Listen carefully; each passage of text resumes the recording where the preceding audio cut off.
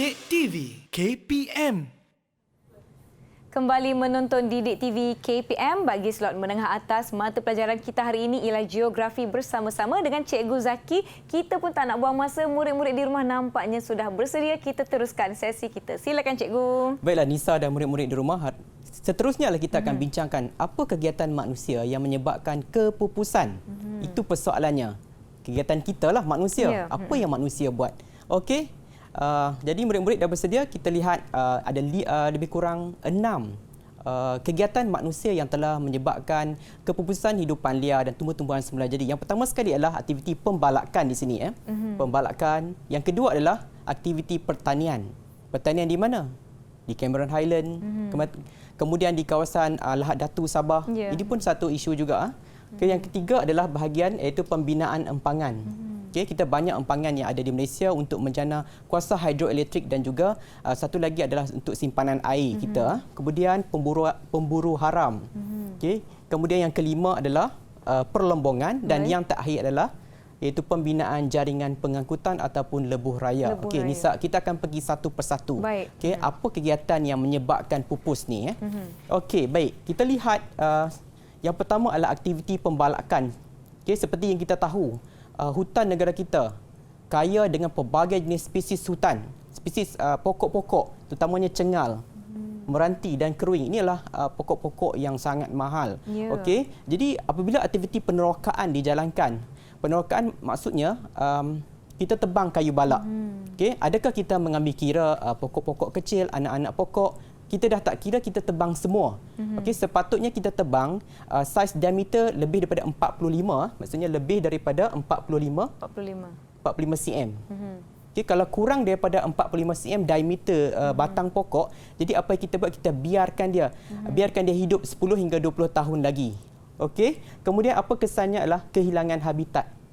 Okey, seperti yang kita tahu, tumbuh-tumbuhan semula jadi ataupun kawasan hutan ni merupakan habitat pelbagai jadi ataupun rumahlah kepada pelbagai jenis spesies tumbuh-tumbuhan semula jadi dan juga hidupan liar. Okey, seterusnya adalah kita lihat dari segi faktor pertanian. Okey, kita Nisa, saya bukan menentang kepada kegiatan pertanian, bukan kita tak nak menjana ekonomi negara kita. Okey, tapi kegiatan manusia yang dijalankan ni sepatutnya kita diuruskan lebih baik. Okey, terkawal. Okey. Itu kita terpaksa menebang hutan untuk membuka ladang. Contohnya contoh-contoh yang kita boleh kenal pastilah, contohnya penanaman kelapa sawit di Lahad Datu, Sabah. Kemudian kebun sayur di kawasan penanaman sayur hawa sederhana iaitu di Cameron Highland dan juga Kundasang. So isunya juga apa yang berlaku adalah penggunaan baja kimia dan racun serangga bila disembur kepada tumbuh-tumbuhan ataupun kepada sayur-sayuran. Kesannya bila hujan turun, semburan racun tersebut akan dibawa mengalir ke kawasan sungai. Ini akan menjejaskan hidupan akuatik di dalam sungai. Okey, seterusnya kita lihat pula pembinaan empangan. Nisa, saya tak menentang pembinaan empangan. Tapi pembinaan empangan ni sebenarnya memberi kesan kepada pelbagai jenis spesies-spesies tumbuh-tumbuhan sebenarnya dan hidupan liar. Kerana dia menenggelamkan kawasan hutan dalam skala yang sangat besar. Okay, ini apa yang berlaku. Perubahan dari segi kualiti air. Okay, jadi tasik tersebut dia akan ambil masa yang sangat lama untuk dia pulih. Jadi kesannya dia akan menyebabkan kepupusan kepada hidupan akuatik seperti contohnya ikan-ikan lah. Okay. Antaranya adalah di empangan Taiga Gaung di China, antara empangan terbesar di China. So apa yang berlaku iaitu ikan lumba-lumba Baijiu ini telah mengalami kepupusan. Okey. Begitu juga dengan spesies tuntung semasa pembinaan empangan Temenggor. Okey, sebab spesies tuntung ni ataupun ikan ni dia akan kembali ke kawasan akan bermigrasi ke kawasan hulu, daripada hilir ke hulu. Jadi bila kita bina tembok empangan menyebabkan laluan dia terhalang. Okey, jadi proses pembiakannya sepatutnya berlaku tak dapat berlakulah. Begitu juga dengan contohnya ikan terubuk sungai di kawasan empangan Temenggor pun dah makin berkurangan. Okey. Seterusnya Nisa adalah pemburuan haram. Okey. Kenapa memburu haiwan-haiwan? Okey. Contohnya apa? Tenggiling. Contohnya Pernah tengok tenggiling? Tenggiling, pernah. Tapi tengok tenggiling. gambar je cikgu. Okey. Selalunya dia akan berlingkar, berpusing kan. Okey, bila kita ganggu dia. So tenggiling ni sebenarnya Nisa, dia tak ada gigi.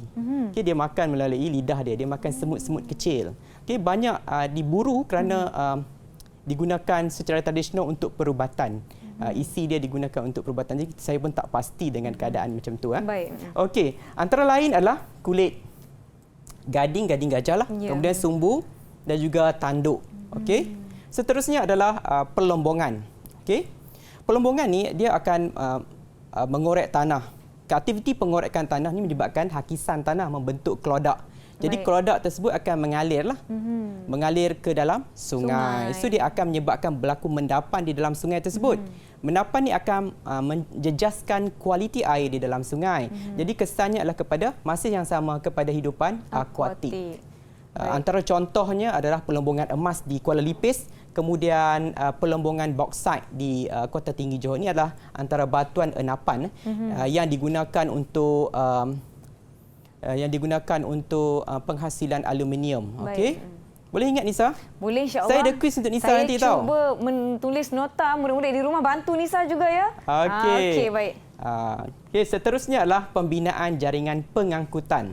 Okey, seperti yang kita tahu, pengangkutan sangat penting. Jadi akan korbankan kawasan hutan. Okey, kawasan hutan tersebut akan dibelah, akan dibahagikan kepada dua. So dia akan memberi kesan kepada ekosistem hutan itu sendiri. Okey. Contohnya apa yang kita buat adalah pembinaan lebuh raya. Okey. Contoh yang paling baik saya nak tunjukkanlah di kawasan lebuh raya di Brazil. Okey, iaitu lebuh raya Trans Amazon. Okey, lebuh raya Trans Amazon ni dia merentasi kawasan Amazon. Okey. Jadi memang baiklah kita bina kan. Kita bina pun sangat tinggi ya. Maksudnya haiwan-haiwan daripada kiri ke kanan boleh bergerak. Boleh gerak di bahagian bawahnya di bahagian bawah. Kemudian aliran air, sungai air pun boleh mengalir dengan baik. Okey, dah baik, dah bagus. Tapi kesan lain pula berlaku iaitu dari segi aspek penerokaan hutan secara haram. Kita dah bina jaringan jalan untuk peneroka untuk meneroka lebih luas lagi. Kemudian kita bagi laluan mudah juga untuk pemburu-pemburu haram ke hutan Amazon. Ini adalah kesan. Hutan Amazon ni ini adalah hutan tropika yang sangat penting untuk dunia. Okey, ataupun kita kata dia sebagai peparu dunia lah. Sama juga dengan hutan tropika yang ada, hutan hujan tropika yang ada di Malaysia. Okey, Nisa, bersedia Nisa? Saya bersedia. Murid-murid di rumah boleh sama-sama menjawab soalan yang bakal Cikgu Zaki beri kepada saya. Silakan Cikgu. Okey. Kuis yang pertama. Baik. Okey. Apa soalannya? Senaraikan 3 kegiatan manusia yang menyebabkan kepupusan. Baik. 3 kegiatan manusia yang menyebabkan kepupusan. Baik, murid-murid di rumah, marilah kita menjawab bersama-sama. Jawapan saya, Cikgu ya? Yang pertama, aktiviti pembalakan. Pembalakan, betul. Okay. Yang kedua, aktiviti pemburuan haram. Betul, pemburuan haram. Yang ketiga, aktiviti pembinaan empangan. Ya, betul. Pembinaan empangan. Nasib baik. 3 markah untuk saya. Saya ada hadiah. Tak? Saya ada hadiah dalam bunga Rafflesia. Dalam bunga Rafflesia, Cikgu? Cikgu ni biar betul. Saya ambil ya. Okey. 1 ganjaran untuk Nisa. Terima kasih, Cikgu. Okey. Nisa, ada lagi soalan-soalan seterusnya. Nisa kena bersedia. Okey, saya akan bersedia. Sebelum kita pergi kepada aktiviti yang seterusnya, kita akan beristirahat seketika. Yang di rumah jangan ke mana-mana. Kembali selepas ini di Didik TV KPM. 1 ganjaran.